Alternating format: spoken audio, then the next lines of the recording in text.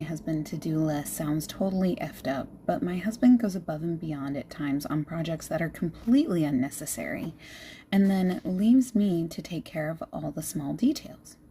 Here is a perfect situation. We had an apple tree removed. He wanted to keep the wood for smoking, and it was way cheaper. We have an acre, so it's not a big deal to store it. But instead of just taking all the huge logs and stacking them, he's splitting all of them. We live in the West and cannot have fires whenever we want. Nobody will just pick up split wood. He could have split a quarter of the tree, stacked them, and used them for smoking for the next 20 years. But he is splitting all the tree. Now we have to move and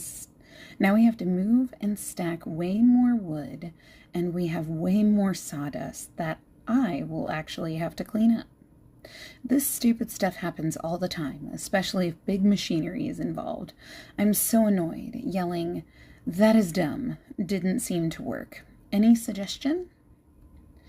So before we get into the comments, I will say just yelling, "That is dumb," is probably not the most helpful. Granted, that's coming from me. I'm someone who I probably wouldn't respond very well to that, but as someone who, being vulnerable right now, I'm someone who also, I don't always think about all of the finer details in a project. So for me, it works if my partner or whoever I'm working with, like, even a coworker, if they say, "Hey, have you thought about this piece? Or have you thought about this? Or did you look at how much wood we're going to end up with?" That kind of stuff. I mean, coming at it from a more objective angle is probably better. But let's see. We've got the comments. They are sorted by top comments. And it's Felix Fictitious, says, "Why will you have to clean up and fix the outcomes from these choices? He chose to do it. Make him clean it up afterward." And Nothing Upstairs replied, "Yeah, I'm confused on her assumption that she has to clean up."